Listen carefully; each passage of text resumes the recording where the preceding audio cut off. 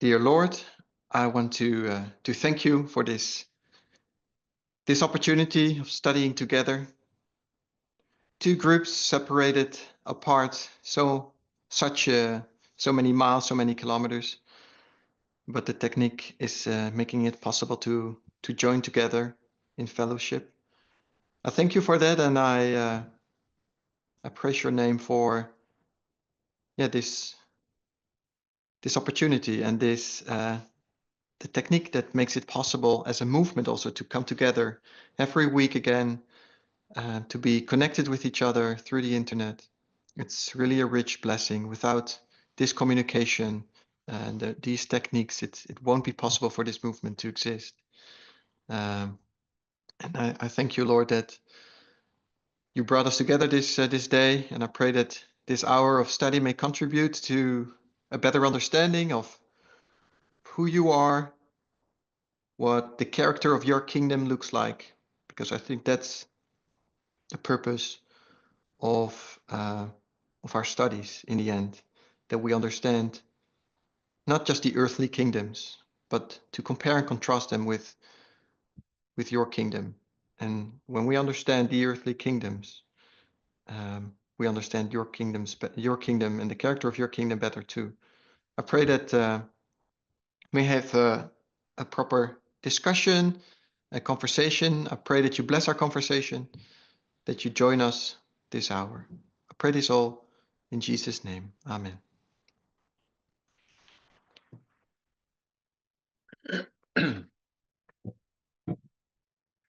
So good evening again. My name is Arjan. I'm from the Netherlands. Some of you I've met before, some not. How many are we? Oh yeah. And I'm really looking forward to study with you. I'm used to, and English is not my native, it's not my first language. I'm used to present in English with translation. So if I'm a little slow sometimes, or I have to think about words or sentences, forgive me for that. But hopefully we'll get there.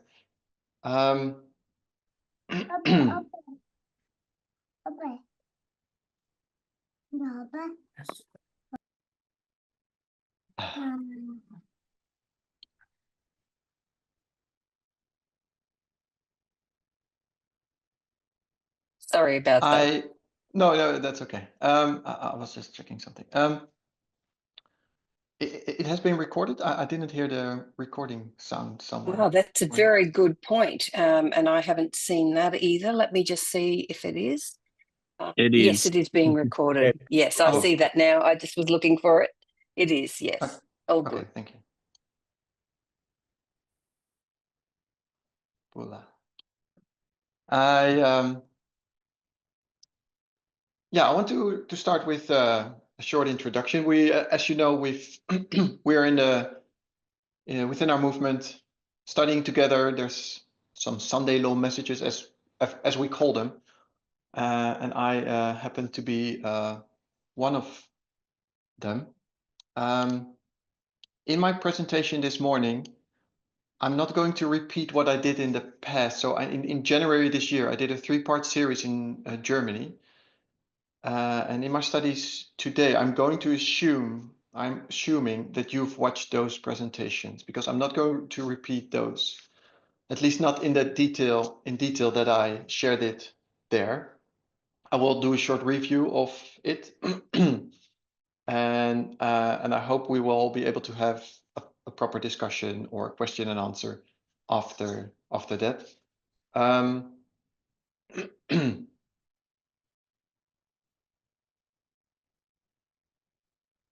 Sorry, I realize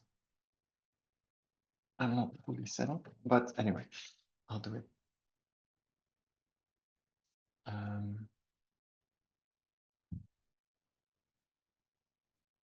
Okay, so before I go to my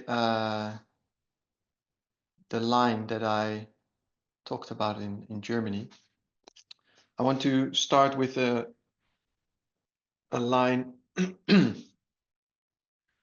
that starts in 1989. Because we want to understand the dispensation of 2021 to national Sunday law. That has been my premise from the beginning. My premise from the beginning was to be able to understand the Sunday law waymark. We can only do that if we understand the dispensation before it. So Penium, at least that part, Penium to Sunday law, is a waymark or is a dispensation that has been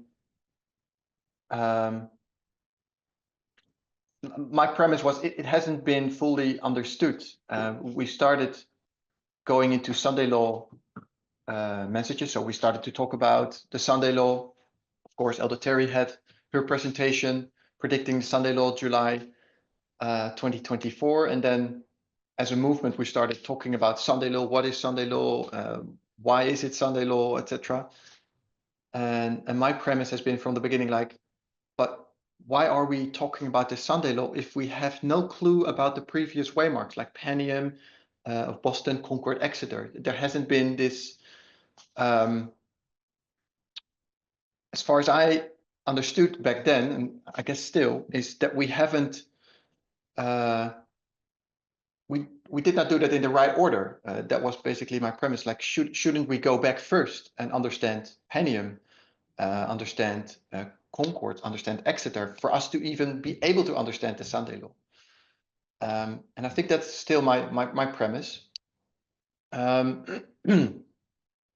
So before I go into the Boston, Concord, Exeter, I want to go back a little bit further back into the dispensations before that to understand the context of that dispensation, or at least a certain context. And I want to start with 1989. 1989 we mark as the time of the end. It is where we see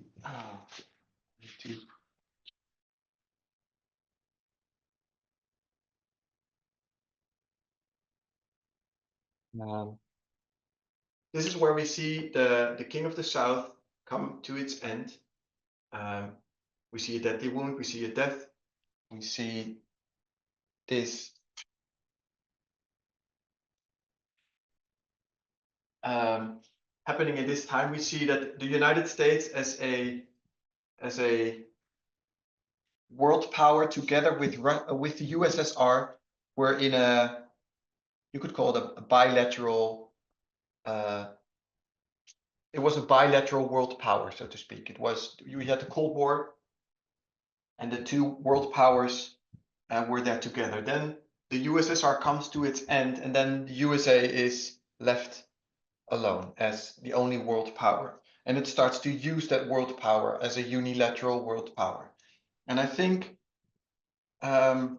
this is also what Elder Parminder has been marking recently as the beginning of the Seventh Kingdom. I think you can argue that this rise of the USA as a unilateral power was also, you could see also as the birth of the Seventh Kingdom. This is externally, so I'm not talking internally USA at the moment, so I'm talking externally in a way how the USA relates to other nations in the world, so to speak. So I would say this is Eastern Front. My whole study basically is Eastern Front. That means how does the USA relate to the rest of the world, to other nations in the world, and especially the King of the South.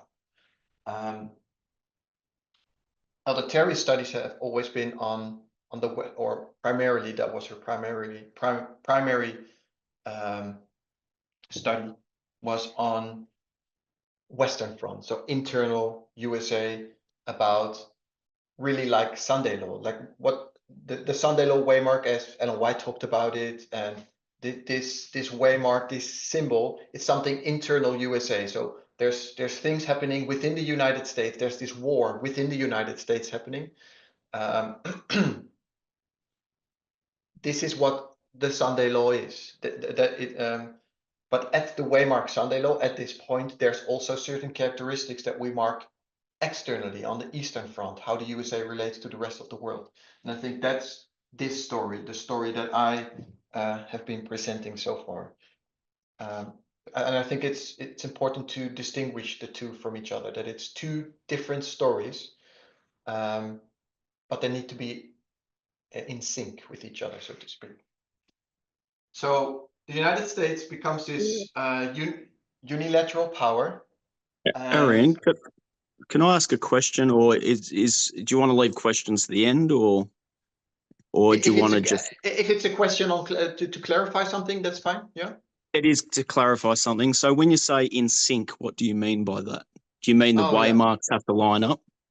Yeah, that's what I meant. I think yes. So I mean, waymarks need to line up. It's like when we mark 1989 as the fall of the Berlin Wall. It's this external event, how the United States relates to the King of the South. It's this battle between the King of the North and the King of the South. That's Eastern Front. But at the same time, internally, 1989, we also mark the beginning of a movement within the United States. And that need to, when I say in sync, I meant that those waymarks are in line with each other. It's not that on how do you say, on November 9, something happened internally within the United States, but it needs to be in that same time period where we mark on the Western, or we should see a prophecy fulfill also on the Western Front in the same time period. So you're saying if something happens on whatever date on the Western Front, you're saying that same date has to line up with the Eastern Front? Not exactly the day, not on the day, but in the same time period, or I guess usually we have been saying it's within the year. Yes. Okay, that's fine. All right. Yeah. Thank you. Yep. So, so United States grows as this unilateral power. It's now the police of the world, so to speak. And it starts to use that power, and I think also to misuse that power.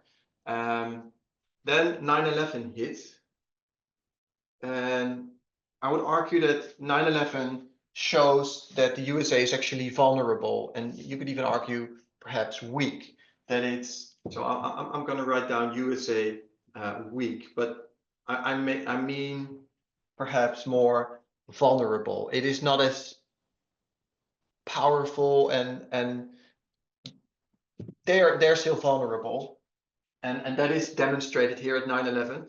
At the same time, when 9/11 hits,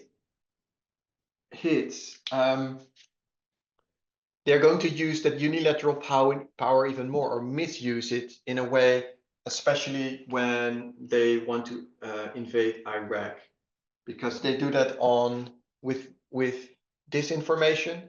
I think purposely they try to trick the world. They try to trick the world into a war, and it's in about a year that the rest of the world realizes that they have been tricked, that the information that the USA shared with them to convince the world that Saddam Hussein had weapons of mass destruction, that this information was actually wrong information, it was false. And the rest of the world realized it soon after the invasion. And the USA lost a lot of credibility there. That has been a big wound. I don't know if I can use that word because it's a prophetic word, but the credibility of the USA has been very low since that time period. And also the USA itself, the presidents after this, they never dared to be involved in such a way as before in wars, or to intervene in conflicts. Like, for example, in 2014, when Russia invades Crimea, Barack Obama doesn't do anything. He doesn't dare to, because he doesn't want to make the same mistake as in Iraq. Even perhaps they even had the information before the invasion took place, but they didn't do anything, because what if they are wrong, or what if they are proven wrong again? So they don't dare. The USA doesn't dare to intervene when they actually would have done it some years before, and at the same time, the world doesn't believe the United States to such a degree as it did before. So there is this damage done in the relationship between the USA and the rest of the world, I guess, since this time period, and that lasts for almost 2 decades. And this, I don't know if you can call it a vacuum, but this, I'll call it a vacuum now for the sake of this discussion. The vacuum that the USA leaves because it shows vulnerability, it is not so credible as it was before, I think is part of the rise of other authoritarian or other nations like Russia and China that grow and develop their power. So in this same time period, I think Iraq is a starting point for example, the King of the South, for Russia to gain power again. So Russia, 1 second. So you see the rise of the King of the South in this time period. Oh, I should have done that in red to be consistent. All right. So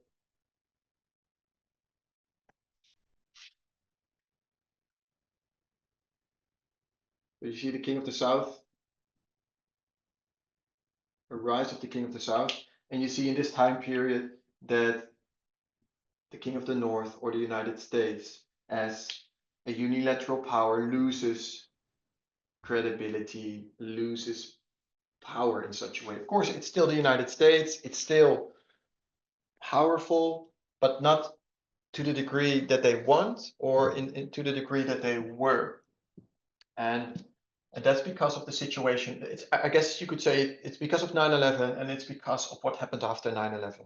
This time period and this vacuum is filled with the rise of the King of the South. So we see Russia starts to have, primarily, is going to gain a lot of spheres of influence, so increase numbers of spheres of influence.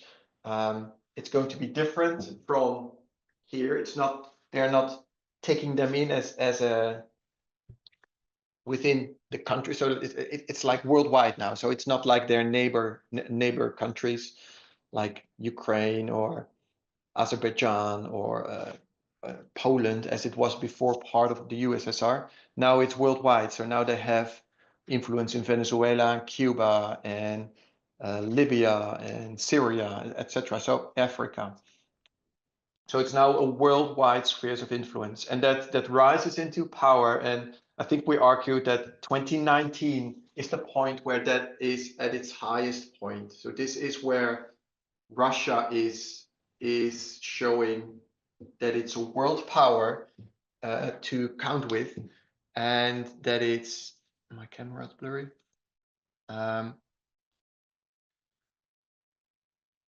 That 2019 we mark as raffia, and raffia is the point where Russia is at its strongest. It has a significant amount of spheres of influence.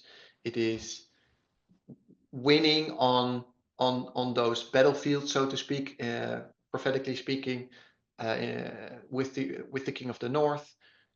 It's winning the information war all the time.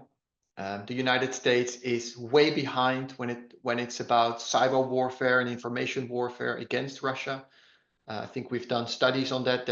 I think it was the Battle of Heraklia 2018, where for the first time since 2 decades or something, the cyber strategy of the United States is updated because of, I guess, because of Russia intervening in meddling into the elections in 2016.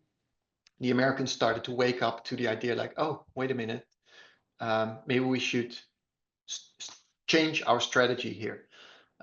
But still, they were way behind and slow in developing that. And Russia has been winning those prophetic battles, so to speak, to the point where in 2019, they have a significant amount of spheres of influence, winning some spheres of influence from the United States also. And so this, I want to make this the context of 2021, because this is 2021 is the next waymark. And I want to, because 2021 marks the beginning of the line of the dispensation, the Sunday law dispensation, or at least the one that leads up to the Sunday law, 2021 to National Sunday Law. And to understand 2021, I wanted to do this short introduction to see what the relationship of the United States was with the rest of the world. And that was problematic. And what I did in my studies in January, there was a lot of reading from this article. I think it was Washington Post article, lengthy. And it showed a lot of information about October 2021 and what happened in the White House and the decisions that Joe Biden needed to make, and the dilemma he was in. And the dilemma of Joe Biden in 2021 had everything to do with this situation. The dilemma was twofold. First, the USA lost its credibility. So let me say it this way: there was a low credibility rate among the allies. So low credibility.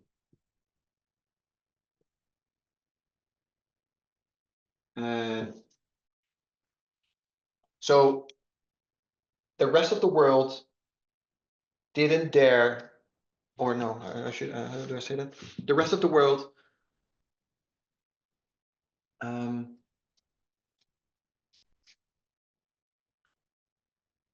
wasn't so quick in accepting everything the United States would say, because of this time period. And that's already, that's something that has been developing for 2 decades. So there was a low credibility of because of this history. The other dilemma, I forgot. Maybe someone can help me.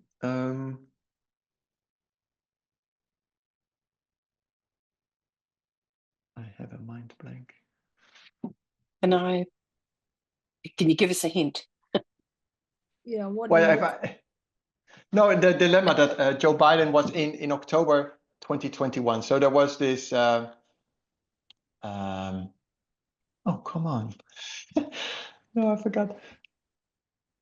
There was a riot or something that had to get planes there to get people out. Is that it?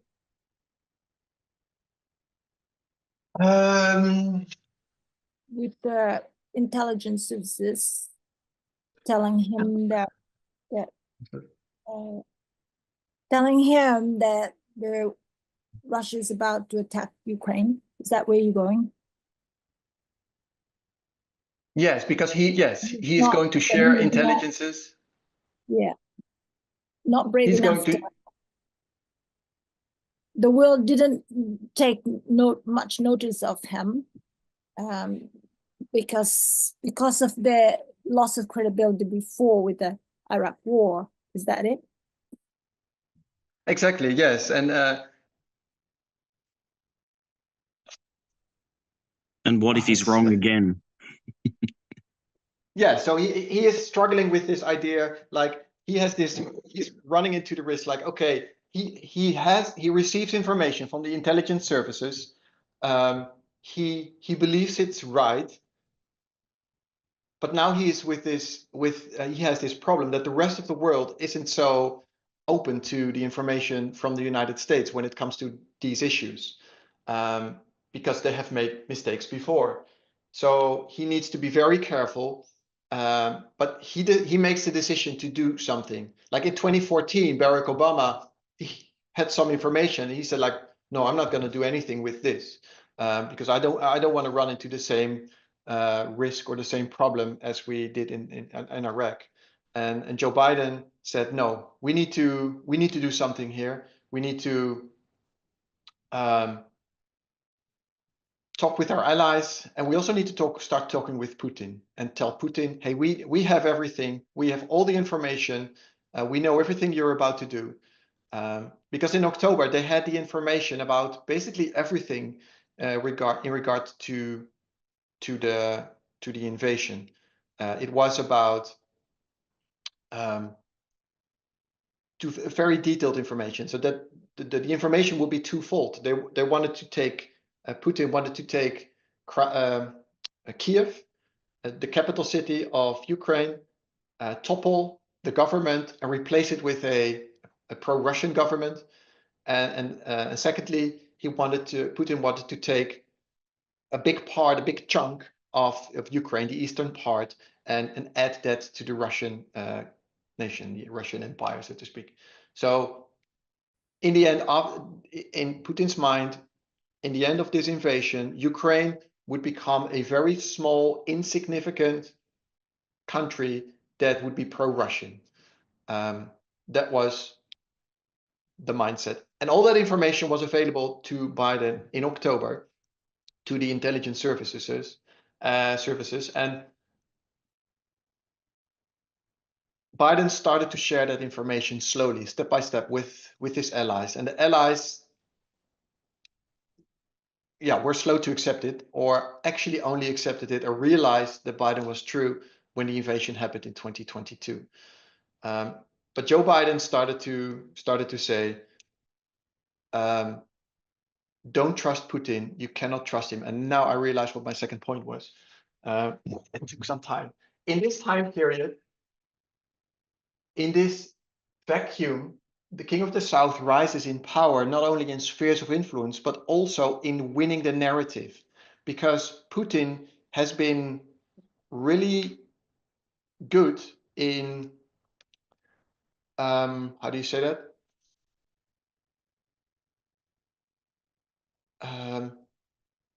Telling the world that Russia is a trustworthy partner. You can trust them. You can do business with them. It's a stable democracy. It's to such a level. Putin started to or introduced that narrative and that story for years, to such a level that at the end of that time period, even NATO people or nations within NATO states started to openly discuss, like, why are we having NATO actually? Because Russia is not really a problem anymore. It's not really an enemy, to such a degree that NATO was even starting to fall apart in a way. They were not so united in how to deal with Russia, etc. And quite significant. Sorry. Misinformation, isn't it? He was really giving misinformation. Yes. Yes. Wanted Of to course. confirm. Yes. He propaganda. Propaganda. So the Western world started to believe that Russia or Putin wasn't actually such a bad partner. So that's the other problem that Biden needed to deal with here in 2021, because he honestly believed that Putin was an untrustworthy party. You cannot believe him, because he believed that Putin would invade. And so he needed to convince the allies that Putin actually was how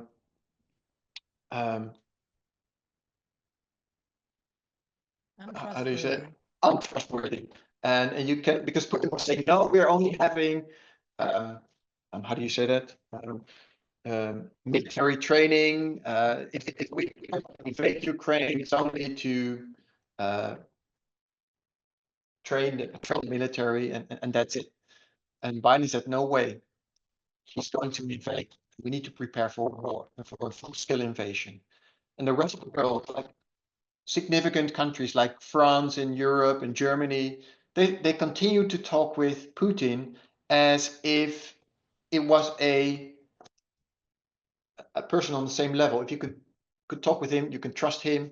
I think it was a week or a few days before the invasion that Macron was still in Moscow or had a phone call with Putin, and said like, no, I think we're solving the issue at the border. And then 3 days later, there was the full-scale invasion and the open war. So Macron, the German chancellor, they trusted Putin to his word. And Biden has been saying from the beginning, no way, you can't. We're having a problem here. We need to prepare for war. So that was, America had a low credibility, and at the same time, the rest of the world, or say the Western world, was actually in good relationship with Russia. So these were the two issues that Biden needed to deal with. But he was ready to deal with them. Sorry? I think Putin had some reasonable arguments. If I was to be contrary, he'd just have to point to the US and say, look, they just lied, created conspiracy theories, and they invaded a country in Iraq. So, you know, that's pretty reasonable from that point of view. So, of course, European nations they didn't agree with it either. So he got a serious leg up because of that. Putin did. Yes, I mean, the USA has been misbehaving in the past, and I guess Russia or Putin has used that to say like, well, if you work with them, why can't you work with me? But at the same time, I think he's also trying to make him look nicer than he was, obviously. But yes, I agree, and I think that was also the point. That's the whole point why Iraq marks this beginning of the rise of Russia. That also was a significant event for Putin to say like, hey, if America can do this, then we can do the same. And well, that needed some time and preparation in regard to Ukraine, but I think there have been other issues with Georgia and other satellite states, so to speak, of Russia, where they have been intervening. Yes. So that was the dilemma that Biden was in 2021. And I think the decisions that he took were significant to a degree. So 2021 mark actually starts in February, where this battle between the King of the North and the King of the South starts, and then has its peak, or its, how do you say that, decisive moment in October with so all the information I shared in January. So I don't want to go into all the details, but February marks the beginning. This is where, and this is all elder test information, by the way. So this is not something I invented or something. This is February is where January we have a new administration in the White House, the Biden administration. So Zelensky has a phone call with Biden, say like, hey, we really need your help with all the issues we have on the eastern border, the invasion in Crimea, etc. We need your financial support, military support, etc. And Biden says, yeah, of course we want to help you, but you need to do something about corruption in your country. Try to solve the issues you have with corruption, oligarchs and stuff like that. So Zelensky starts acting and takes down a very important, significant oligarch. It's a politician. It's owner of 3 pro-Russian television stations. This oligarch is a very close personal friend of Vladimir Putin. And all the assets are frozen. I think he's even arrested at some point. The television stations are brought down. So this is the beginning. So this is where it started with Joe Biden to like do something about this, and Zelensky did it. So this is where Biden starts to poke in the eye, so to speak, of Putin. It's like, okay,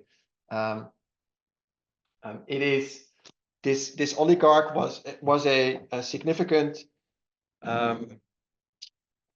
person within Ukraine that made it possible for Russia, for Putin, to share the Russian propaganda within Ukraine with the 3 television stations, a political party which was pro-Russian. So this was all shut down, and that didn't fell. How do you say that? Putin didn't like that, and so in February, March, we see a start of the military buildup at the Ukrainian border, and there's a direct connection with this arrest of this personal friend, this oligarch, which all started with Joe Biden. So it starts with the king of the north, the king of the south, and then we have this military buildup at the Ukrainian border. October is significant because we see that the king of the north now starts to, when you see this history, you see that Russia is winning battle after battle, is winning the information warfare, is always ahead of the USA. It's always stronger when it comes to propaganda, winning the narrative, in the information warfare. And I think October 2021 is the point where that starts to change. This is where Joe Biden, so I have been drawing it like this. He takes the crown, or the throne, so to speak, as a unilateral power, to say like, no, we are in control of this situation. We are in control of the narrative. So in October 2021, Biden started to dominate the narrative, started to dominate the story. It's like, Putin is the problem. Putin is dangerous. Russia is dangerous at the moment, and they are going for a full-scale war. You cannot trust Putin. And that narrative started to be, and of course, Putin started to share his narrative. No, you can trust us. It's all fine, and etc. etc. Well, it took until February for the rest of the world to realize that Biden was actually correct and right. And this is where, that's what I'm suggesting. This is where the point where the USA start to get back on the throne, so to speak, started to change the narrative, dominate the narrative, and started to win this information warfare because of the decisions that Joe Biden took in October. The details I discussed in Germany.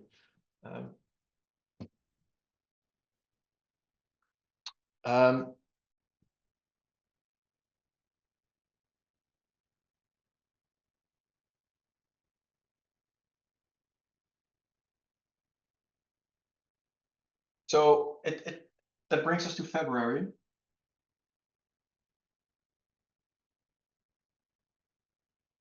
February of 2022. So this is where we mark the invasion on the 24th of February. And now the world realizes, oh, yes, Biden was right, the king of the north, or the USA was right in their story. They have been the rest of the world was very slow in accepting that message, but now they realized it and they gave credits to it. So they stood with the United States. It's like, okay, this invasion is wrong. It should have been stopped. These are my words, but basically, yeah, sorry, Biden, but you were right. The USA was given the credits here, and they stood with the USA against Russia as the enemy of, or as the problem in this conflict. So I'm suggesting why I'm saying that this is the waymark of Concord. So this is Boston.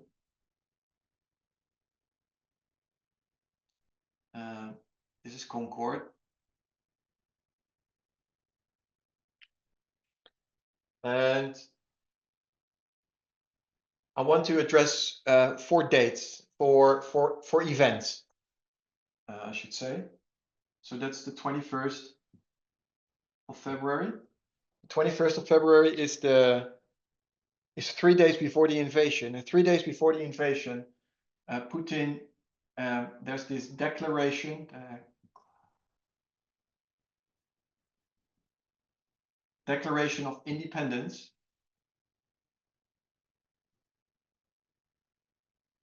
of this Donbas region. So these are the eastern provinces of Ukraine.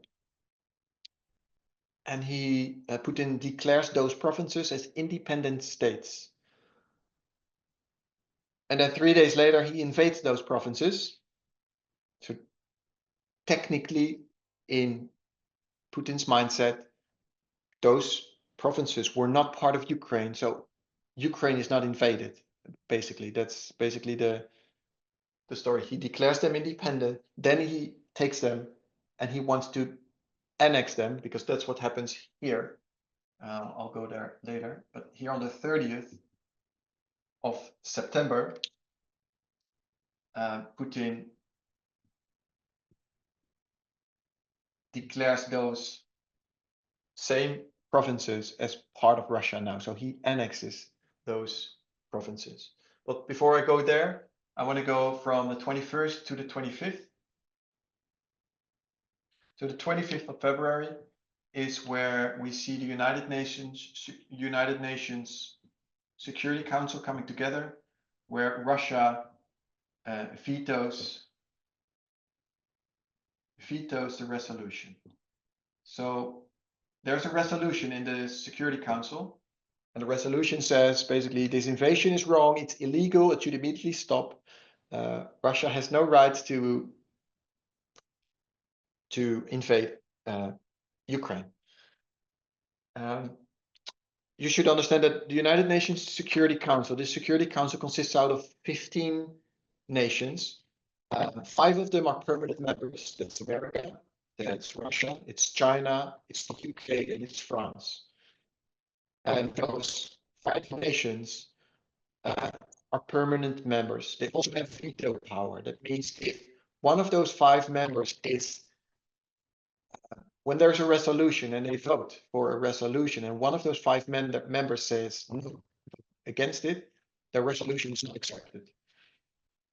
The other 10 states, or the other 10 members of the Security Council, are there, how do you say that?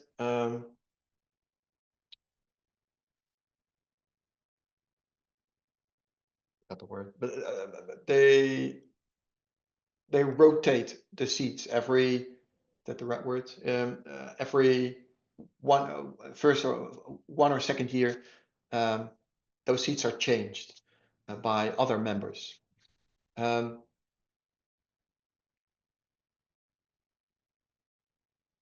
So the rules of the Security Council. So I think if you've seen the German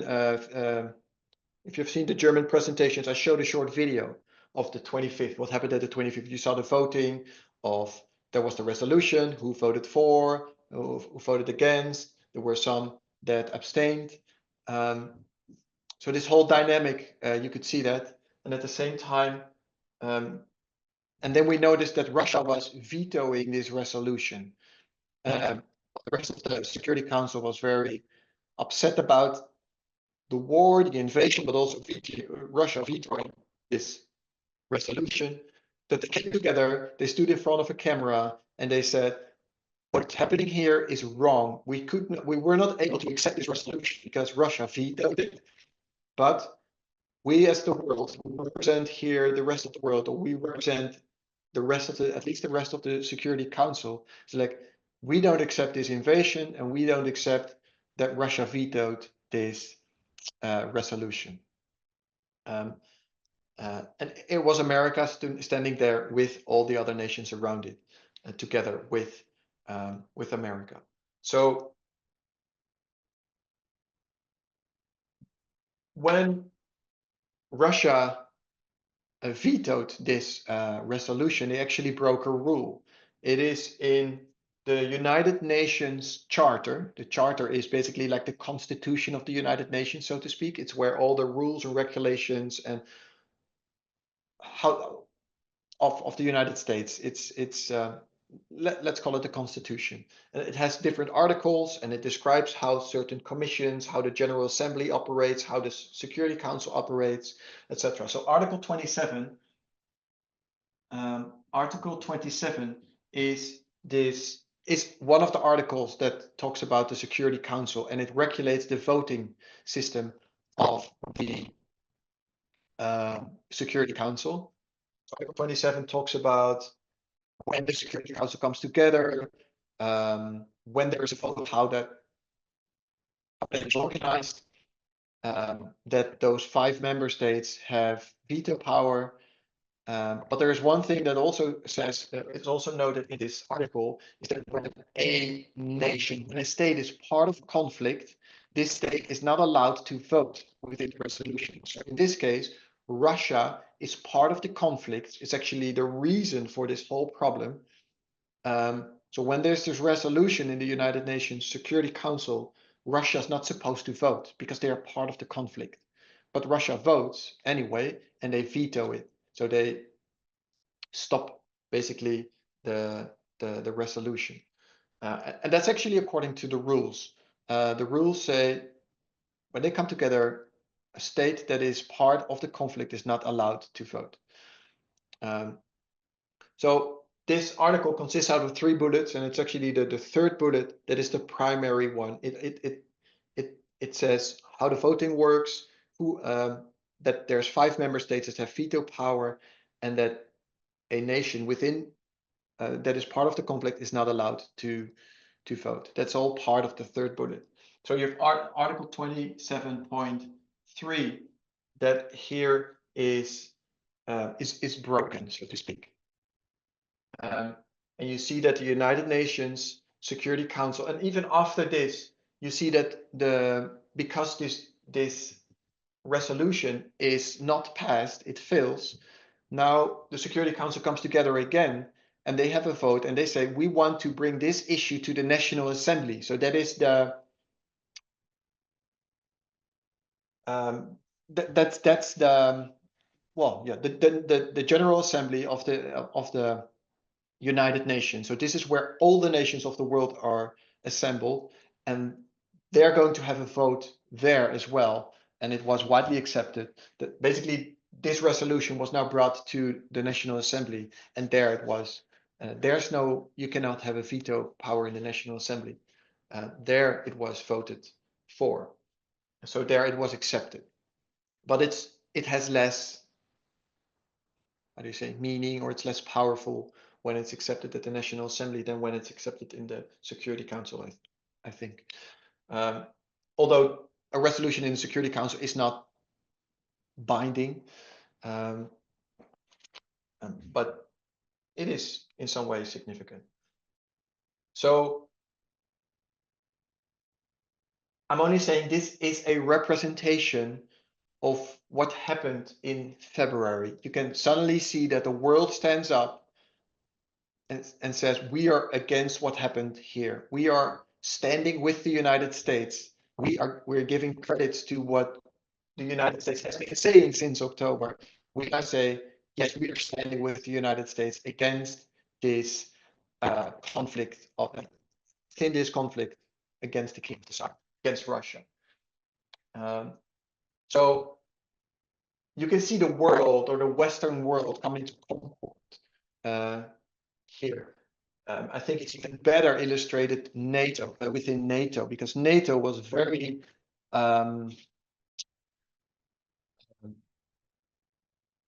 what's the opposite of united? Split. You could say fragmented. Fragmented. Yeah, NATO was very divided on the issue of Russia before the invasion. And then the invasion, suddenly they also came together on the 25th. NATO, they have an online NATO summit. They came together and it's like, well, we have a serious problem. We have a war on the European continent with Russia. and suddenly NATO was united. Like they said, like, oh, we need to do something about this. We need to fight against this, etc. So suddenly NATO was united in Concord a lot. So I think that is it's a nice illustration of Concord. I also think that is what I've been marking as Egypt sending its ambassadors to Rome. In the real story of Pyrrhus, we see Pyrrhus being defeated here at Beneventum. And because of the events that took place here, this is why Egypt sends its ambassadors to Rome here. So Egypt hears about the events taking place here, and they realize, oh, this Rome, this partner is we need to count with them, and they wanted to start diplomatic relations. So they started to send ambassadors to Rome in 273. And so Egypt sending ambassadors to Rome, I'm suggesting, is what happens here in February, where the rest of the world unites with the King of the North and say, like, we're standing with you. And we're giving credits. That's what I'm saying. Giving credit of what happened here, because we realized like what you said here, what you did here was significant and important. We didn't realize it until here. So I'm saying that is Egypt sending its ambassadors to Rome. It's giving credits to the King of the North. It's giving credits to the United States. And it was nicely illustrated in this video. I'm not saying that this video was a fulfillment of prophecy or something, but I think it was a nice illustration what happened in many parts of the world, in many ways. You could also see it in NATO, etc. But so just a short sidestep. How I see this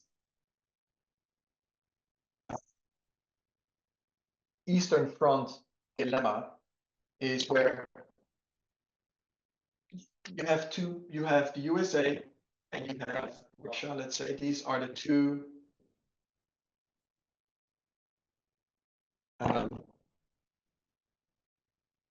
this is what the battle is. The battle is between the United States and Russia, the King of the North and the King of the South. And it's about spheres of influence. So there's, let's say, these are the nations, 10 nations that are allies with the USA, and Russia has this amount of whatever allies. And I think what we see happening here and what the downfall of the King of the South is going to look like, of Russia, is that many of those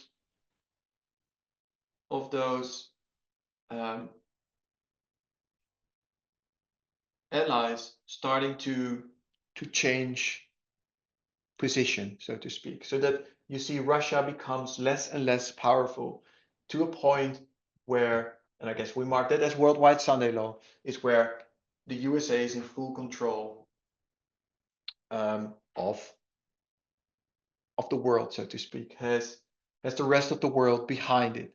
And the USA misuses their power here, and they're going to force the world with what you see happening right now, what you watch the news now, the way Donald Trump is forcing nations to stand with them.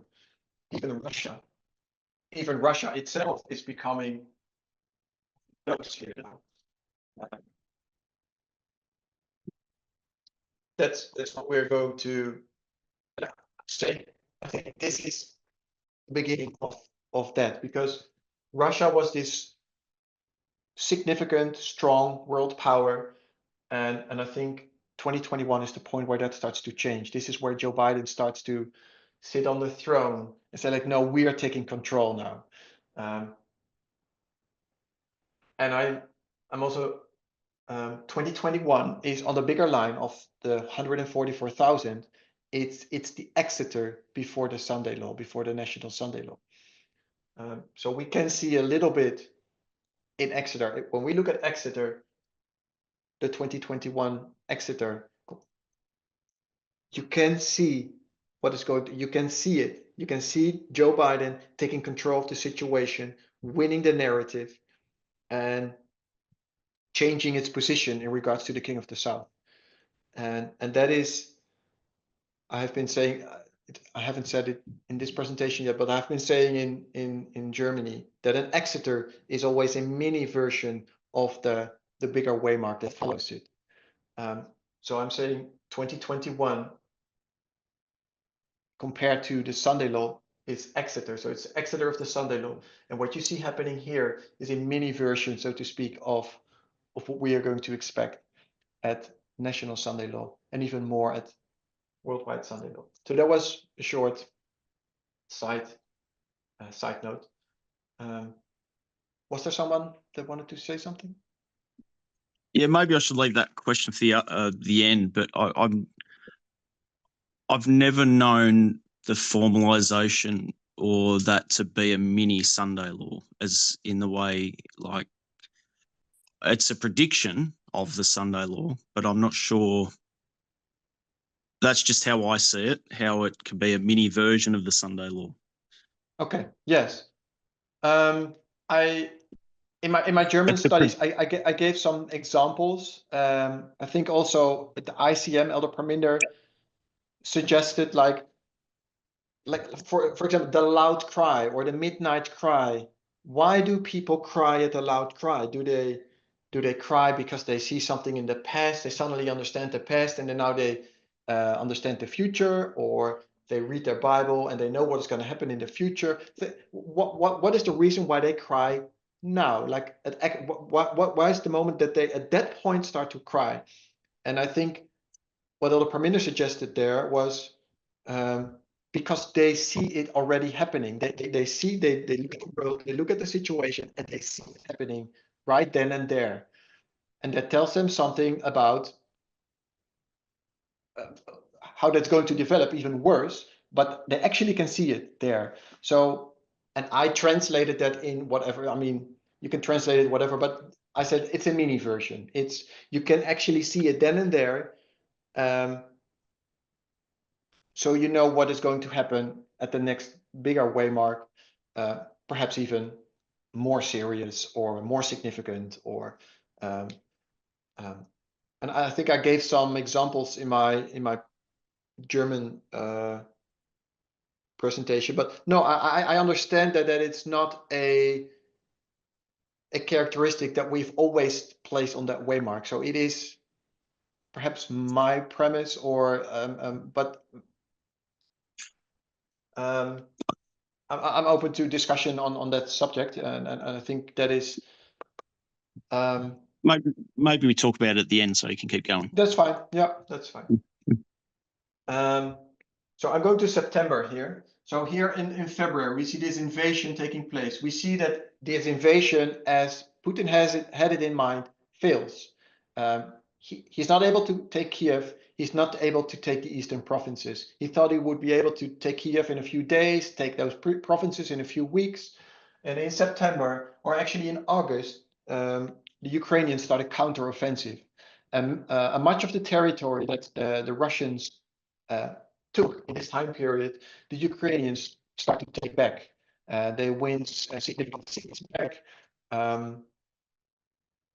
And now Putin starts to be very nervous. He's like, okay, this is not as I expected it. I actually already expected to have Kiev, and I wanted those provinces as well. But now the Ukrainians take territory back. So now in September, he says like, okay, I'm going to dominate the narrative, or at least he tries to, within the country and worldwide. And he says, we're going to have a big party in Moscow, and we're going to annex those provinces. We're now going to claim that those provinces, those eastern provinces, they belong to Russia now. So they have this big party in Moscow. So there's this annexation of the Donbas region. The problem is that I think the majority of those provinces he did not even own there. Like, he did not have that territory yet. They were still fighting over that territory, and much of the territory of those provinces they did not even have. and they were actually losing at this point.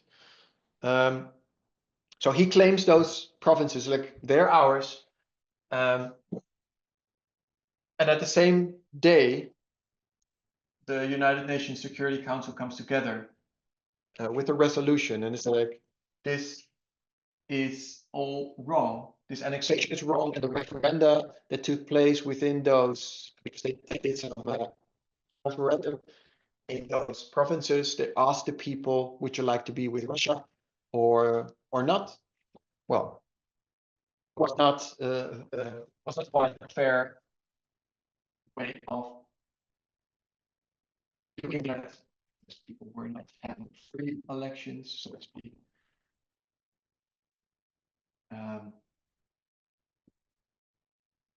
So there is this resolution again, and Russia vetoes this resolution again. So Article 27.3 is broken again. So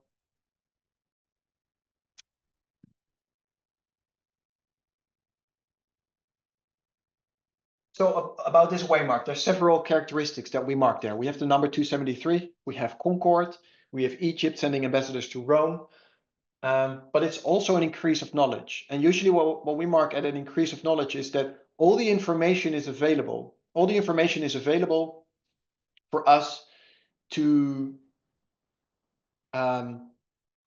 see what the issue is, so to speak. And I think here, or let me say differently. Boston, so the beginning of a dispensation, Boston, or at the time of the end, you don't see, it is invisible. You don't see the problem. You don't see the issue yet.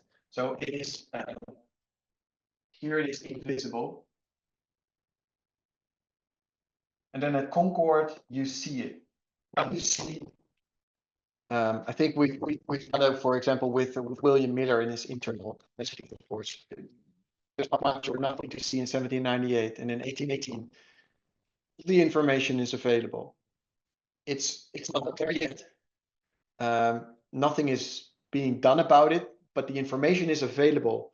You can see it, and it takes until the next waymark for it that they do something about it. They're going to formalize it. They're going to organize, etc. So I'm saying the downfall of the King of the South externally, although I understand that we mark the final death of the King of the South at the worldwide Sunday law, I think it already begins here, is where we can see the issue, we can see the problem. We can't really see it here, although it is here because Putin takes the decision or makes the decision to invade already here, and that is basically his downfall. It's this is where he gets himself in trouble. And now here he is in trouble because he cannot get out of this war on his own. He needs help, and the only one that can help the King of the South, and the only one that can help Russia, is the King of the North. It's the United States. So the United States now becomes the entity that needs to help the King of the South. The King of the South has a problem. Has a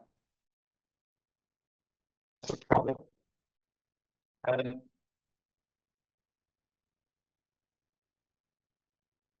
we can see that happens here. And now we start to recognize that this is going to be formalized or started with here in 2024. So this has been my premise, that from July to November, we see that the King of the North, and that is in this case Donald Trump, who has not been in official, was not in an official position, sends a friend, so to speak, to Putin and say like, hey, we need to start negotiations. We need to start solving this war. We need to start bloodshed, whatever the words they use. They want to deal with the situation. So the King of the North goes to Putin, goes to Moscow. It is done in the person of Viktor Orban. But I'm really suggesting that he is just a puppet of Donald Trump. He's the mini version. He's the European Trump, who has a certain position within, or at least at this time period, he had a certain position within Europe, in the European Union, and he used or misused that power to visit Moscow and visit Putin and start this dialogue. Like, hey, we need to solve this. Are you open for negotiations? And are you willing to do this, etc. And then in November, 2 days after Donald Trump is elected, Donald Trump calls Putin.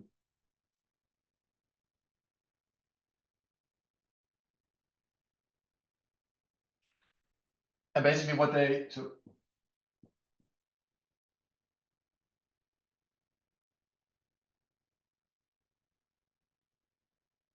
basically what they agree with there is wait until January, when I'm in position. So that's basically what Trump says, because it takes to January for Trump to be official, in an official position. Wait until January, and then we're going to fix this.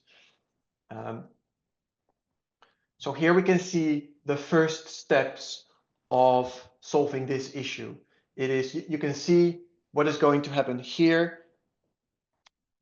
We have this, is my words, the mini version of what's actually in reality going to take place at the next waymark. So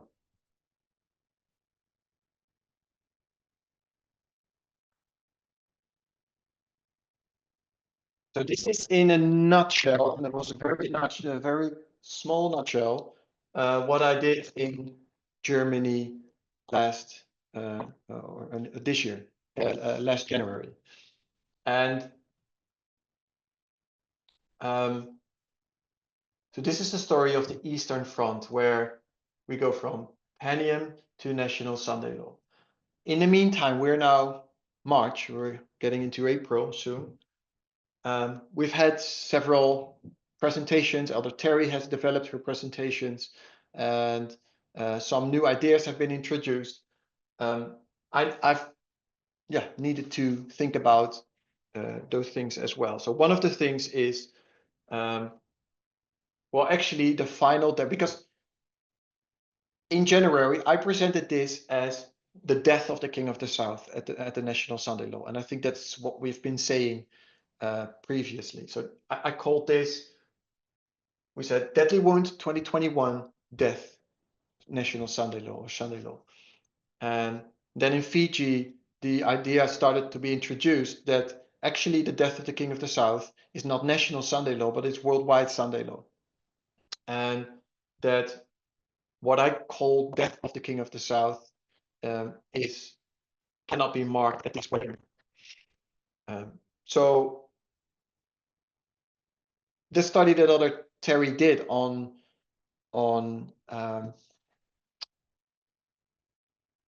in Fiji, and the way she proved and showed that the King of the South and the end of the King of the South, or the end of Russia, is actually at the worldwide Sunday Law with the rest of the world. I can see that and accept that. At the same time, and the other part is where she, Elder Terry also introduced that the fall of the King of the South is twofold. So you have an internal fall first. So we have an internal fall. So this is 2021, National Sunday Law, Worldwide Sunday Law, that there is an internal fall first, and then the external fall. So external means spheres of influence, this here, where Russia just loses all its power in relation to the rest of the world. And internal is where did I say United States? Russia, where Russia loses its power in relation to the rest of the world. And internal means within its own country. That is false as a nation internally. Arjan, just while you're there, I think I see. I think I might see the dilemma. Okay. Because I don't think that's what Elder Terry is saying. Okay. All right, I'll tell you what I think she's saying, and I could be completely wrong because there's so much happening in everyone's lives, as we all know. So if we go from clearly 2021 to the National Sunday Law is 1989 to 1991. We all agree with that. That's just established. So the death is at the National Sunday Law. Okay. All right. I think what Elder Terry is saying is that, well, Russia as the king of the South is dead. However, there's still Russia, just like there's the Netherlands, just like there's Australia. And so I think what she's saying is, yes, there's still a story of Russia being overthrown, just like Australia, just like Canada. I mean, my goodness, look how many things are happening with Canada at the moment. There's external events with lots of different countries at the moment that's being agitated. And it appears, and I think you and Elder Terry agree, that by the time we get to the worldwide Sunday Law, Russia, not as the king of the South, if you want to call it that, but as the country, that's part of it being dominated, or however you want to call it. So I'm not sure. I don't sure whether. I think the dilemma is you're saying the king of the South death equals the Ukraine being the war ending, I guess. And so you're being forced to, and let me go to my thoughts. I thought I saw it. Is that how, so far, is that how you're understanding what she's saying?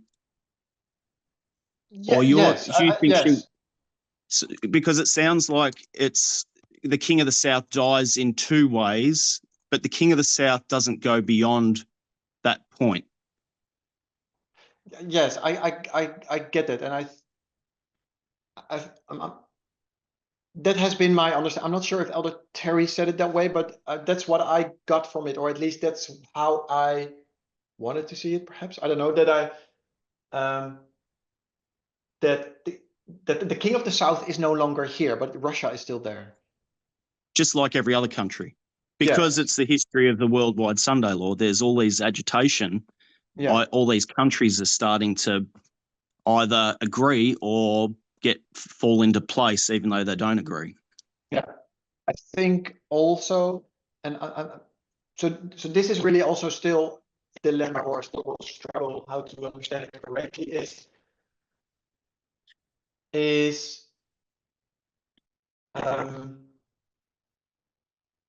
because you say 1989, 1991, but I have heard this as well, that 1998 or 1991 is here. I think Elder Terry. Well, who said?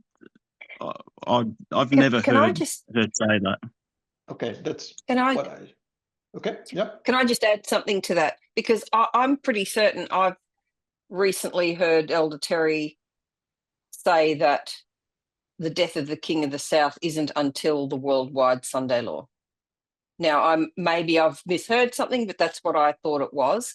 And so far, with what I've seen with all of your presentations, Arjan, is everything you're doing is all external with the United States and the world, which to me makes sense that everything you're doing would be pointing to the external Sunday Law, as in the worldwide Sunday Law, because that would fit with the fact that it's all about the United States and the world.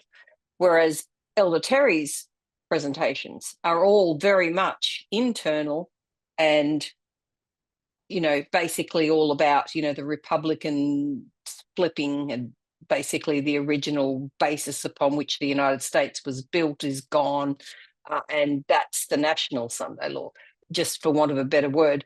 And I did think I heard her say it's that they're wounded at the national Sunday law and they die at the worldwide Sunday law. So I stand to be corrected. So I'm sort of contradicting you, Brendan, sorry, but that's what I thought I understood Elder Terry to say.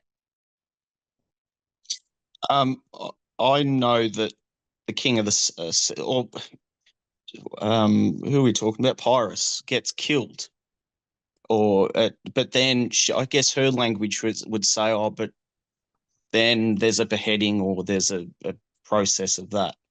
But I'm not sure. Yeah, I'm not sure whether. I remember it, what Lynn said. I'm pretty sure I remember that. And Arjan as well. Yep. What she did is, because it's the end of World War II, you can line up 1989 with Sunday law. And then she proceeded to go from there. That's how she did it. Okay. Sorry, Arjan, you keep going. No, it's good. It's good to clarify those things and talk about it. Actually, Ian, Yep. on your presentation in Germany, where you've got 1989 and 91 encircled there, from 2001, you had an arrow going up, and from National Sunday Law, you had a dotted arrow going up. And that was the rise of the King of the North. And underneath, you had an arrow going down to National Sunday Law, and then another dotted arrow going from National Sunday Law to Worldwide Sunday Law. So from that perspective, I understood, yeah, like that. And then underneath it was going down. Now, I understood from that, and I know you had a question right at the end, and you had that drawn, and to me it made it clear. But the question you had at the end was, oh, if the King of the South is gone at the NSL there in the middle one, then it's gone. So it must be the Worldwide Sunday Law. But you obviously had an arrow with its as the King of the North is rising, and as we know, that's the seventh kingdom rising up, and then at the National Sunday Law, to the Worldwide Sunday Law, the seventh kingdom rises totally. So you got two risings of one kingdom, which is the USA, or MAGA, if you like, and then you got two going downs of the King of the South at the same time. And to me, that kind of explained it. Yeah, Do you I'm get not what I'm sure if I saying? did. Yes, I'm not sure if I did this in Germany or I guess I did it at the German meeting last week. Yeah, I think that's when I did right, you this. did. Yes. Yeah. Okay, so And that's to 2 me, weeks that ago. explains it. Yeah, and I think I got this from Elder Terry. I think this drawing I have from Elder Terry, and I think because she did it a week before that week in our meeting in the Netherlands, and where she explained this. So you have first internal, so the agitation of the national Sunday law. Here we're in the agitation of the worldwide Sunday law towards the worldwide Sunday law. Here we have an agitation internally within Russia and an agitation towards external death of Russia. I think this is what Elder Terry has been saying, this illustration. Okay, when you drew that, it explained it to me that you can see where the King of the South. And another thing I remember that Elder Terry mentioned is that, what the end of a country looks like, where you don't really know what the total rise of the King of the North is on the Worldwide Sunday Law. At this point in our dispensation, we don't really know either. So whether it's how it's gone exactly is still to be worked out. Oh yes, there's still a lot to be worked out. Yes. The dilemma that I am in is, okay, we have this model now. So we say internal, external. So what about the external events that take place here? Because this downfall of the King of the South, I mean, I think it's easy to see here already. So this external problems that Russia is dealing with. It's not that Russia is still rising in power here, or that it's still gaining a lot of spheres of influence in this time period. No, it's actually losing them here. So it is a simplified model. I think that's what we should realize. So there is external things happening here that continue to develop in this time period, but there is external events taking place. Can I just say that there has As to be well. external, Sure. because as the internal events are happening, it's going to affect what's happening outside. It's the same with people, with movements, with countries. Whatever's happening inside is affecting what's going on outside. So it's kind of coexisting. Yes, of course. I mean, but in the end, we don't see much about what actually happens in Russia, because it's really a closed nation. Also, media, what you see is what they want you to see. So it's difficult to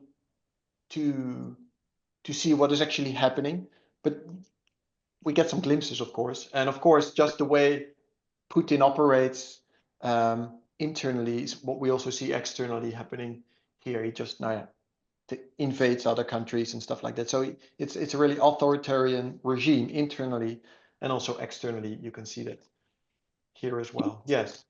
But I guess this is still part of my dilemma. So if we mark this, I can erase this. It's like, okay, this death of the king of the south is not National Sunday Law. So this is National Sunday Law, and we have two smaller ones, and then a worldwide Sunday Law. Then, Can I? yeah, please.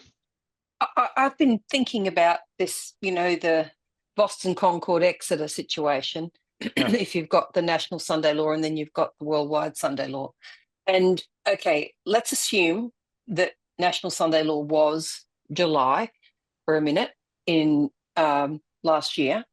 Then perhaps those waymarks that you're looking at externally are like markers of what's going to happen after the National Sunday Law, but in a more specific way, or something that leads more or builds upon what's already gone before. Because obviously, if you're looking at the National Sunday Law and we're focusing on the internal, then those external things aren't necessarily fully applying to the National Sunday Law, yet they are building towards the Worldwide Sunday Law.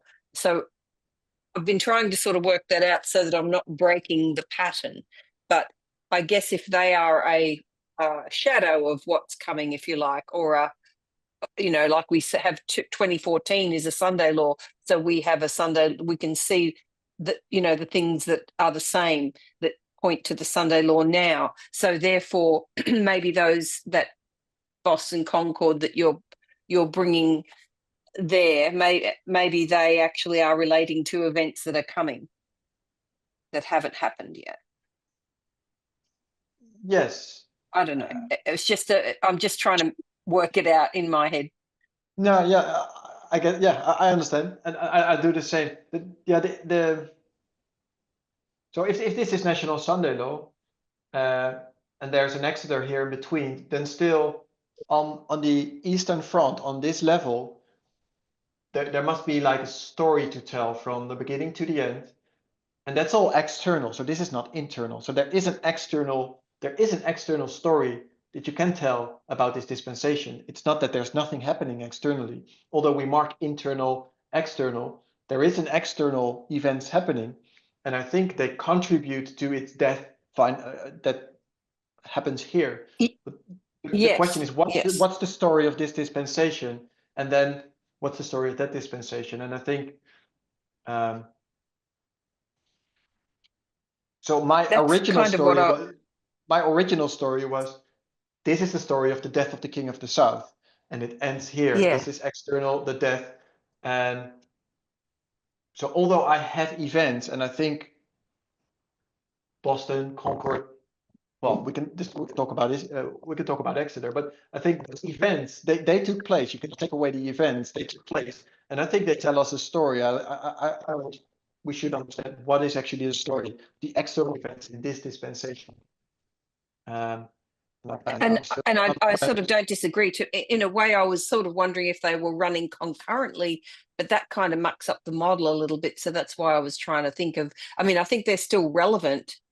They're just not necessarily fully applicable to the internal Sunday law. They're more applicable to the external, but they still maybe have some influence over the whole picture. But yeah, no, I think what you were just saying then makes some sense. It's just hard to see how that all fits together, especially as you're getting toward the end, because it starts off stronger, and then as you're sort of getting closer to the end of that line, it starts to get a little bit more fuzzy, you know. Yeah.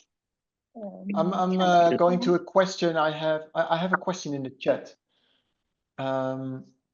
It says, when we look at the structure in Daniel 11, the story of the king of the south does not go beyond verse 41.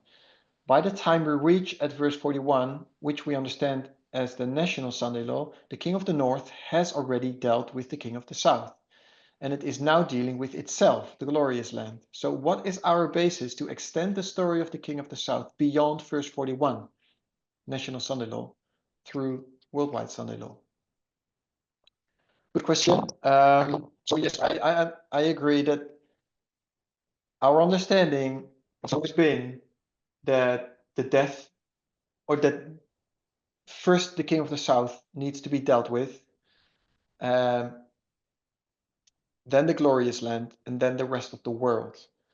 And I think that is, I don't think we take away from that idea, but I think and that's also a little bit of what Brendan said, is that doesn't mean that Russia is not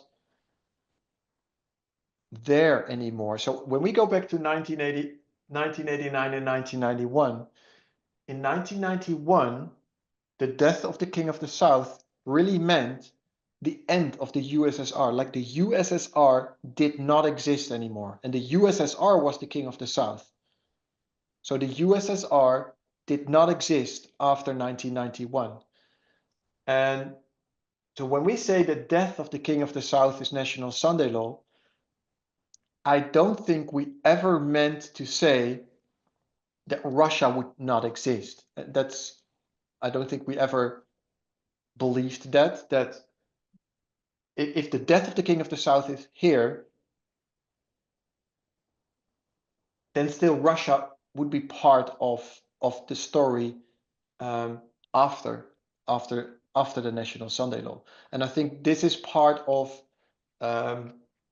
that story, that the death of the king of the south, the national Sunday law, doesn't mean that it's completely gone, it's vanished from the planet. Prophetically, you could perhaps mark it's not a king of the south anymore, but it's still power to count with. To give Arjan, you can you? I'm sorry? Yeah, I was always confused with that one. Is that the death of the king of the south? Does that mean Putin's will be put down, that the country still exists, or what does it really mean when you say death of the king of the south? If it's death of the king, it have to be somebody, isn't it? I don't think it's a literal death, like somebody is killed or even the nation is destroyed or something. I think in Maybe it got relation. no influence anymore. Doesn't I'm have sorry? any influence anymore. Does that mean it doesn't have any influence in the world anymore? Yes, the death of the king of the south it's losing spheres of influence, and that's what happened here, of course, because here it was quite literal. The the USSR was Russia with satellite states, and it lost all its satellite states. And while it lost its satellite states, it lost its power, its influence, and it was gone, so to speak. So the death of the king of the south is losing its spheres of influence. And I think this story, this external story, is part of that story. the conflict in Ukraine is not a conflict. It's about Ukraine, but it's a battle between the king of the north and the king of the south, and it's about spheres of influence. If Sorry, I went, sorry, to finish that question in the chat. Elder Terry did a study in Fiji, actually, where she went to other parts of Daniel. So the story of Panium, Daniel 11, verse 12, 13, 14, 15 to 16 and beyond, is the story of Panium to the Sunday Law and to the worldwide Sunday Law also. And there you can see that the dealing with Egypt in that story is going beyond the Sunday Law. So that's beyond verse 16, I think, what we mark as national Sunday Law, if I'm not mistaken.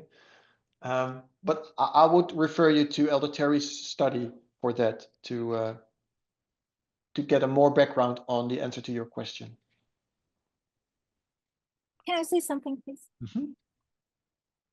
The Yes, war please. on the Western Front started first. So I guess it comes to a point where before the Western Front is totally completed, the Eastern Front started. So then it came to the point where the war in the Western Front, in my mind, I'm not quoting anybody, it ended and the Eastern Front continues. I can see that Elder Terry has been studying the Western Front in this case, internal, external, and you are studying the Eastern Front. Somewhere in between there, the two should merge together. And when you can find that merging point, I think you can make the connection. Yeah, you And could that's why- argue that. So you're saying at National Sunday Law marks the end of Western Front. I'm not saying that. I haven't given that thought, but it should come to a point where the two merge together like a PVC pipe joint, where it continues. Mm-hmm. Well, I was just looking at Macedonia and Italy, same thing.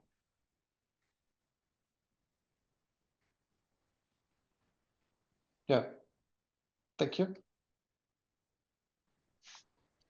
Are you still gonna? Are we in the question and answer time, or like, are you still going? Because I want to ask at the end later. If you No, I think we're at the end. No. Oh, okay. So, I'm interested in November. This phone call that happened and everything with Trump calls Putin. Then there's denials that phone call had ever happened. Immediately after that phone call, I think Lavrov said something publicly like, people had been asking how come Putin isn't congratulating Trump. And Lavrov had said something like, we're not talking to America because you are so bad to us. Why would we call you and congratulate you? And then a couple of days later, Putin is out there publicly saying congratulations, and also like Trump was so manly, and I really liked the way he stood up when he had that near miss with the bullet, and congratulations and things like that. So he sort of had this change in behaviour. Shortly after that, I think we see Syria fall as well. So there's a few major events clustered around that sort of November, December time period. Once Trump's elected, it looks like there's some kind of shift in Putin's behaviour, I think maybe because he felt he's going to have his arm twisted or something like that. I don't know. So my question is, you've got that sort of thing there. It's like a bookend. You've got July till November. And you're seeing sort of there's a beginning and an end. And I get your point about Orban being like a puppet of Trump. Had you considered July being Exeter and November being National Sunday Law, rather than spanning just Exeter.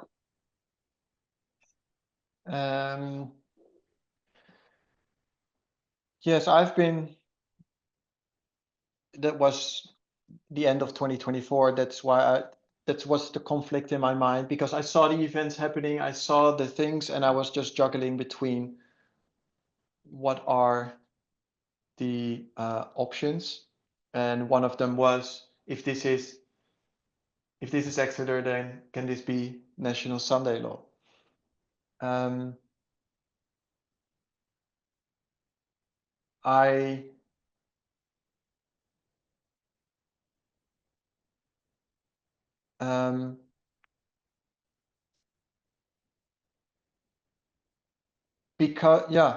Because back then I expected what I called this way National Sunday. I called it the death of the King of the South, and I wasn't so sure. Basically, I think the reason for me was that just a phone call wasn't enough for me to have to mark the death of the King of the South, because that's what you then should mark as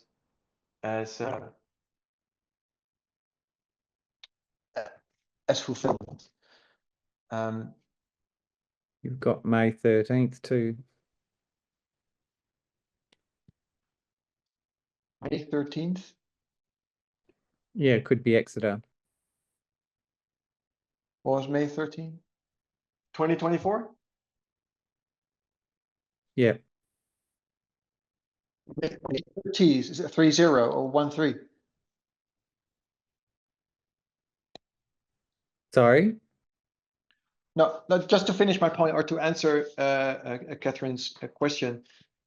Back then, I like just a phone call wasn't in my mind good enough for fulfillment of the final death blow of the King of the South. At the same time, I also wanted to have a starting point and an end point in my Exeter. So I understand July marks that beginning. Yeah, I could really see this July to November as being one thing. It starts with Viktor Orban, of course, but it ends with really this direct connection between the USA and Russia, and they actually agree on talking. So you see there, let's say, the mini version of what you expect to happen next year when Donald Trump is in the office. But I get your point. So you're saying this decision of, it's not necessarily about the phone call, but it's more about the decision that Putin takes. First, they say, no, we don't talk with the USA. And then they change their mind. It's like, congratulate Putin, and they decide to have a relationship, so to speak, and they decide to have talks in January, and that decision for Putin is actually the game changer, or basically a bowing down to the King of the North, so to speak. And you can also see the falling of Syria in December, losing of sphere of influence. So I know it was a question, but I guess it was also perhaps a suggestion, like, could that be the external? Yes, because it still works as bookends, even if you did that. It's just a different type of bookending, because what you're saying about an Exeter is that it's the beginning of something that you're going to see climaxing in whatever you want to say. The whole world rushes to congratulate Donald Trump.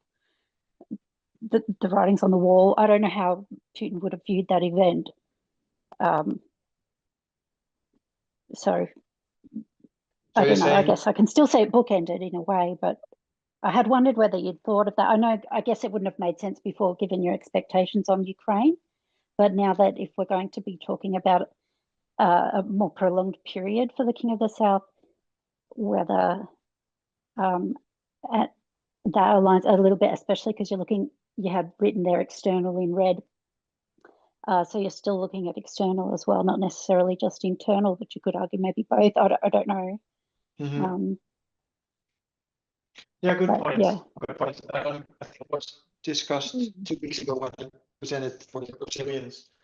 It was a different question, but it was connected to that as well. So that would mean so then let's just draw it.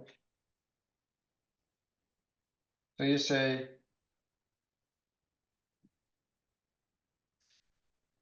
if we no, I'm gonna do it differently.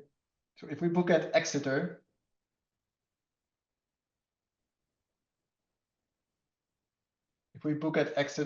then it would be July to. No, wait a minute. What did you say? What did you say? But I was just wondering whether that July, Like this. well, I don't know what the time period you're going to say, but if you're going to book in, Okay. but Okay. you could Well, end that in December if you wanted to. I don't know. yeah.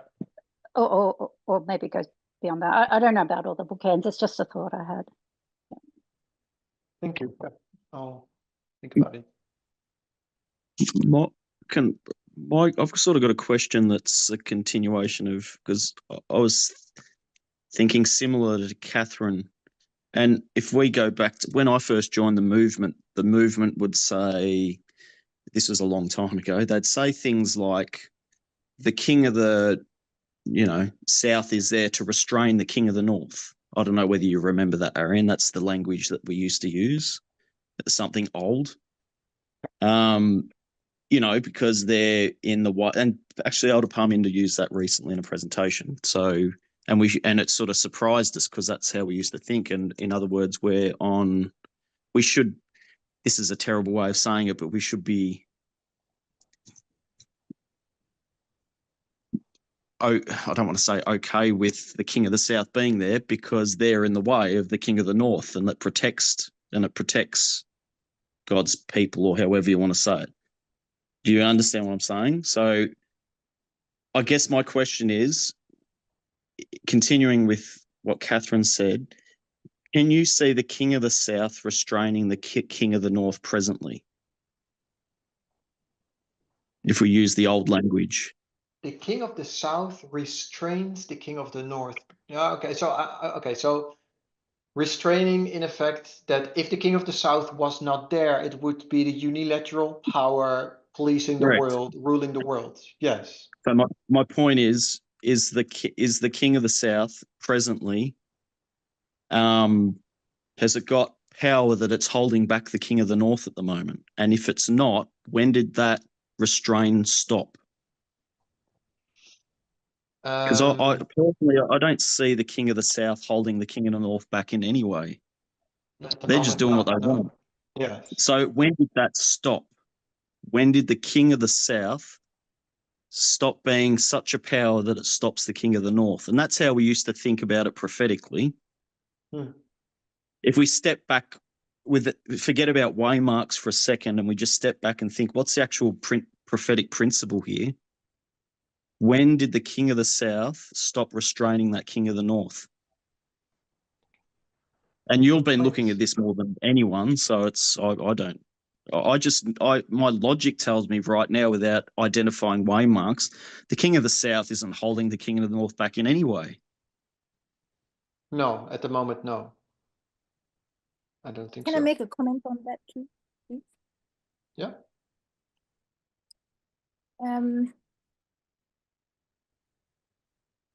There will come a point when the king of the North, talking about the US now, will make a transaction with the king of the South, Russia. And when that's accepted, something ought to happen then. What happens at that point when that's accepted? Well, what is accepted? Sorry.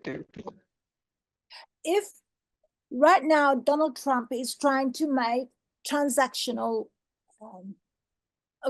arrangements with different countries in the world, it's making that is trying to make that with Russia and Ukraine. When that's accepted by Russia, the King of the North is bound to have benefits out of that.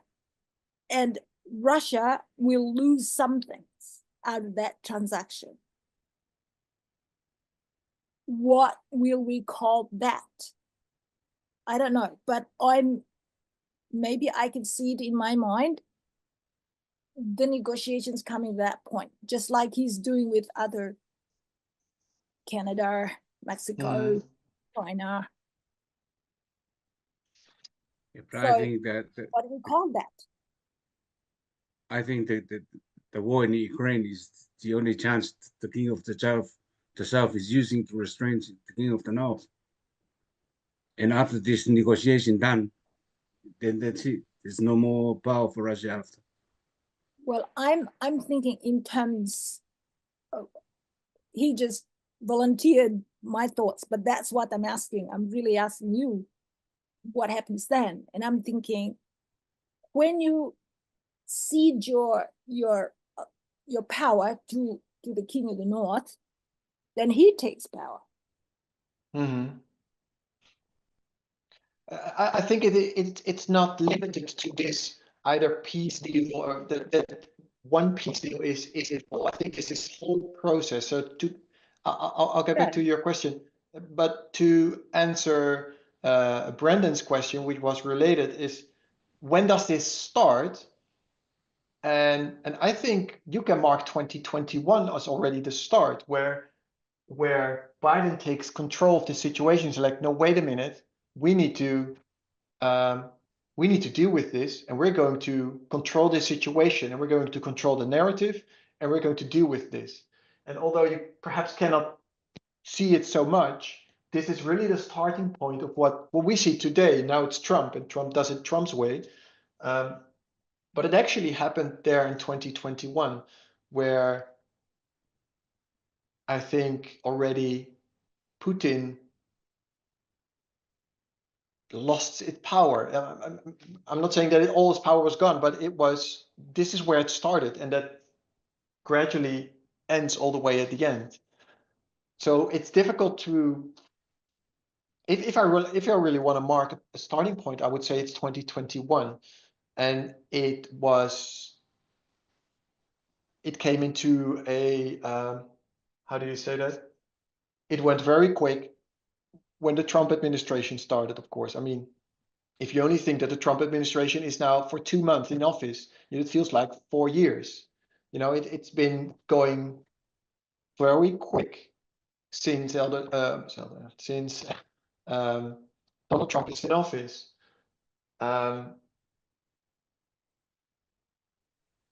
Excuse me, Arjan.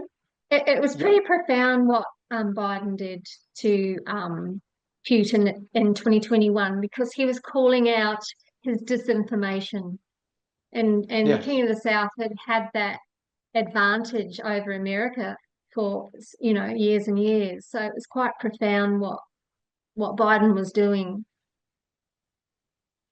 Yes, I agree, and I think that was. I think I've called it MAGA 1 and MAGA 2 earlier in other presentations, that you could see, like, on an Eastern Front level, going back to unilateral power started in 2021, and of course Trump does it his way in now since he is in office. But I think that the beginning of it marks 2021. And I also think that, I said that before, is that we cannot have Donald Trump dealing with this issue at the moment without having Joe Biden did what he did in 2021 and beyond. So it was necessary for Biden to step in, to take control of the situation, to stop the King of the South from doing what it was doing. And then what made it possible for Donald Trump now to do what it does. So they needed each other. There's a relation. So you're saying that it has to happen, the Battle of Rafah in Gaza, before where the two meet together, or the north and the south, before Panium, north and the south. Rafah is even before here. So Rafah was I understand, but I'm giving you an example, just out of my head. One has to happen before the other. You were talking about Biden had to do what he did before Donald Trump comes along to do his bit. Yes, yeah, it was necessary. The sequence. So there's a question in the chat, where do you mark the National Sunday Law? So my model from the beginning has been saying that Exeter is 2024, and then National Sunday Law would be then. So I've been drawing it like this. So if this is National Sunday Law, I'm saying that this is 2025, starting in February, because in this story, February marks the beginning of those the negotiations in regard to the peace deal, etc. That started at the beginning of February, or in the midst of February. Arjan, Yeah. just on that point that you were just making there, and at the beginning of this study and many of the other studies, you've spoken about the premise that you're building upon is that we haven't had an understanding of what Concord and Exeter were leading up to the Sunday Law. But that's not entirely true. So there was the idea of Dobbs and Jackson was out there, and there were other things. So are you just saying that you just didn't like those waymarks, those examples that were given as waymarks? Good question. Actually wanted to go there, but I forgot. So let me erase this. So yes, good point. My initial premise was we should have a Boston, Concord, Exeter to have a Sunday Law. And yes, I know there were, I think Dobbs v. Jackson was the only suggestion so far, or back then, that was made for Concord, for the Concord waymark. And I totally agree with it. So I'm not taking away that it's just not part of this story. So this is Eastern Front, and Dobbs v. Jackson is not part of the Eastern Front story. What I missed, and I think I still miss, is this story, Panion, Boston, Concord, Exeter, Sunday Law on the Western Front. So yes, there was a Dobbs v. Jackson here at Concord, but it never really, I would say it was suggested, but I don't think it was really settled or proven, other than that the dates aligned with other tests, last study in the Vespers, and of course it's about women's rights, it's about abortion, so it's all part of. And I still agree, it fits, and it's true, but to go even back one waymark back, 2021, I think Elder Tess has dealt with it quite significantly in regards to King of the North, King of the South, and I think this study adds to that a little bit. But I think as a movement, we have a quite significant, quite detailed understanding about 2021, about Panium, in relation to King of the North, King of the South. But at this point, at least as far as I understand, I don't think we have a study that gives us a story of the year 2021 internally, and I mean internally within America, Western Front. So we have 2021, 2022, Exeter, Sunday Law. that story, I don't think at the moment is not there. Of course, there are some suggestions. There is some, but just connect that there is a study that says, okay, I run you through the story of the agitation, all the waymarks, all the events, and this is the story, and that's why this is the Sunday law. I don't think I have.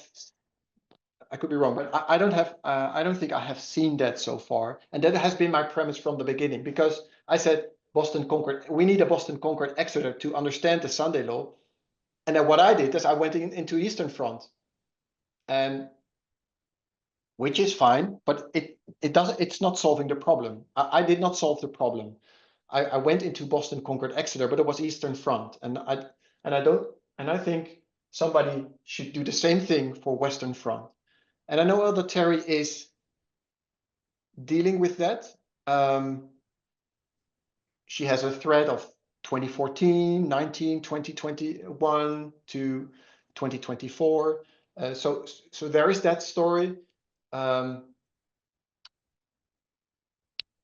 yeah, still, I don't think story from 2021 to National Sunday Law with a story, with events. This is the agitation, and these events you can mark, and that's why this is the Sunday Law. I could be wrong, but I think I haven't seen that, and that has been my premise from the beginning, and I think it's still the point that I'm making, and I think that is important, because if we are not having this discussion that we have in these last 2-3 months now, since we went into this cycle of having Sunday law messages and people present, and we developed this message.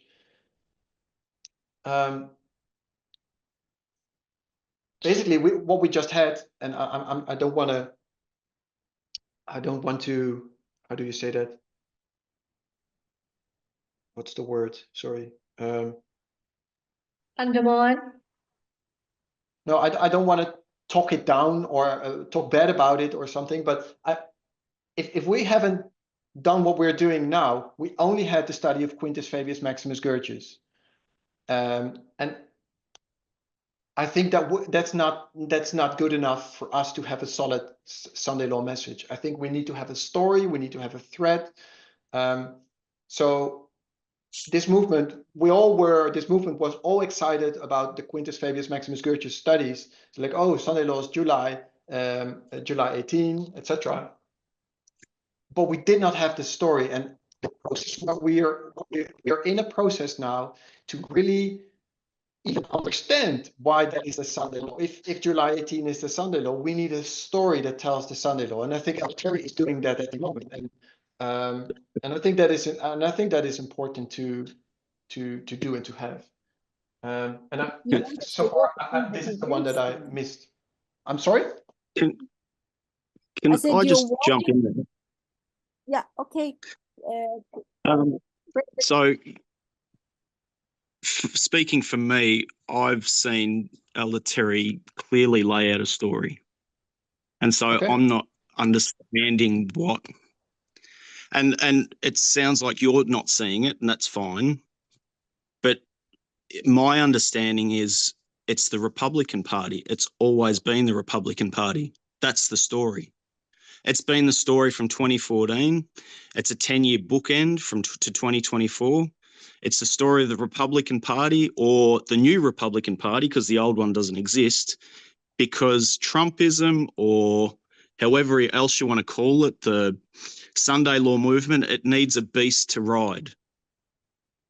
The moment you see that church or MAGA, or however you want to define it, the moment you see that church ride that Republican Party beast, we saw that in July. The story, I think she's, that's all I've heard her talk about.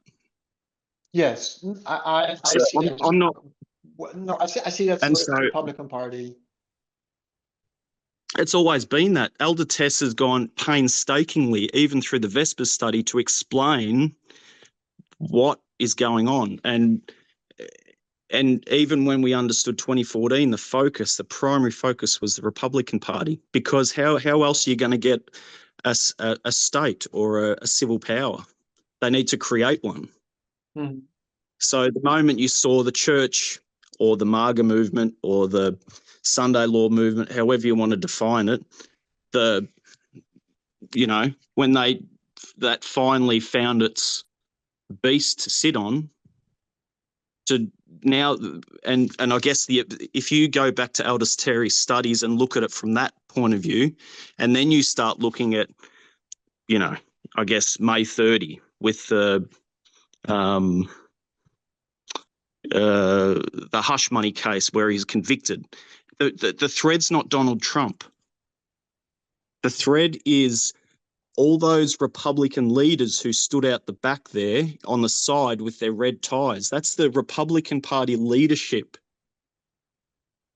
So it's not something I think if people are struggling with threads and why Elder Terry's saying what she's saying, you've just got to, how I see it, if you get that thread and it's the Republican Party, which is the dragon, now you go back and watch everything she's been talking about.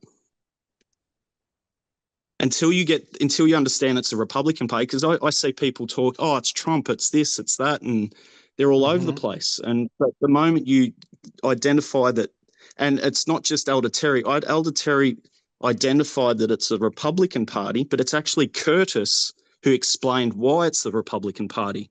So you can't even watch Elder Terry in isolation. You've actually got to look at Curtis's string of studies after the international camp meeting. So I think Elder Terry is up to about 30 presentations now.